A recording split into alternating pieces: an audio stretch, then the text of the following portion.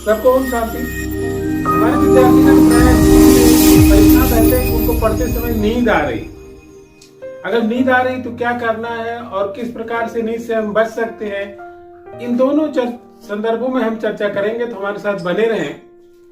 और अगर आपकी ये भी समस्या है या अन्य कोई और समस्या है तो आप जरूर हमें कमेंट बॉक्स में कमेंट करें, ताकि आपकी समस्या को हम लोग यथोचित रूप से दूर कर सकें। तो नींद के संदर्भ में सर्वप्रथम जो आयुर्वेद कहता है उस पर हम चर्चा करेंगे। आयुर्वेद कहता है कि अगर हमको भूख लगी है, हमको प्यास लगी है, जो भी हमारे प्राकृतिक संवेग हैं, अगर उनको हम रोकने का प्रयास करते हैं, जैसे हमको हंसी आ रही है और हंसी को हम जबरदस्ती रोकने का प्रयास करते हैं और इसको बार बार ऐसी प्रैक्टिस करते हैं, तो हमारे शरीर में कोई न कोई गंभीर रोग पैदा हो सकता है। क्योंकि शरीर को भगवान ने बड़ा विचित्र ढंग से बनाया है। इसमें मन के नियंत्रण के द्वारा हम अपने शरीर को अच्छा रख सकते हैं, लेकिन एक बार अगर मन ही हमारा दूसरी साइड में चला गया तो फिर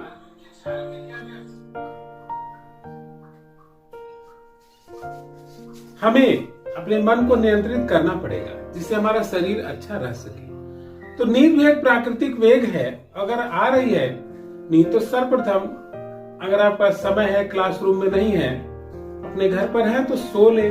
सोएंगे तो आपका मन फ्रेश हो जाएगा। और नींद के समय अगर आप गंभीर नींद में हैं और बार बार इसको काफी पी करके या कसरत करके मुंह धो करके नींद को भगाने का प्रयास करेंगे तो आपकी समझ में उतना नहीं आएगा। और आयुर्वेद का जो सुझाव था कि इससे हमारे शरीर में रोग भी पैदा हो सकते हैं, तो आपको मानसिक रूप से तमाम प्रकार की परेशानियां हो सकती है। अच्छा, बहुत सारी परेशानियां जो होती हैं वो बचपन में नहीं पता चलती, वो जाकर के भविष्य में जब हम बड़े होते हैं तब जाकर के वो परेशानियां हमारे सम्मुख आती हैं। तो उन सबसे बचने के लिए बचपन में ही स्वार्थवर्धक जीवनचर्या का पालन करें। और हमारे शरीर को नींद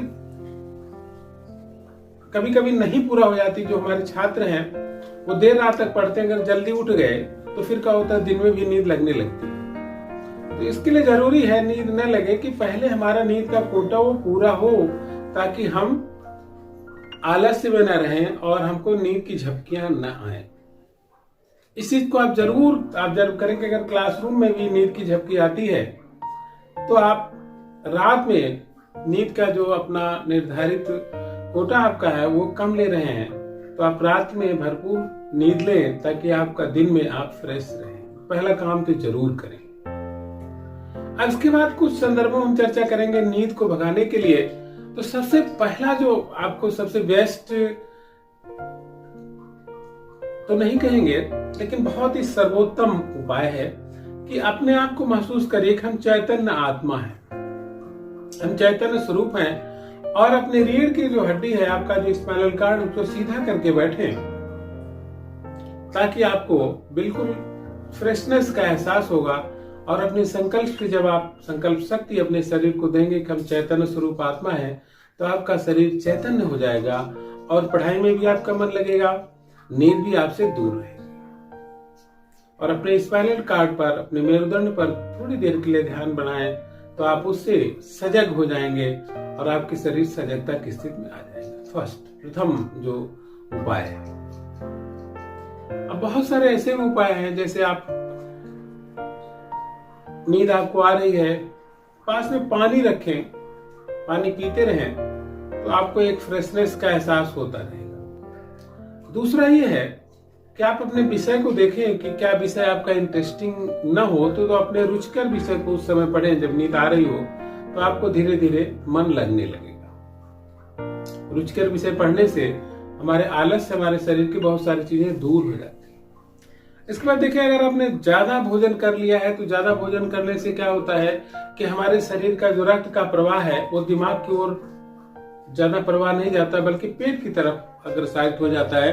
क्योंकि हमारा हृदय हमारे शरीर की आवश्यकता समझता है, जिससे दिमाग हमारा क्या होता है, थोड़ी देर के लिए शिथिल हो जाता है और उस समय नींद आने लगती है। तो इस चीज को अवॉइड करें कि गंभीर ज्यादा भोजन करके अगर हम पढ़ने बैठे हैं तो शरीर और मन हमारा दोनों शिथिल रहेगा। तो इसको अवॉइड करने का प्रयास करें।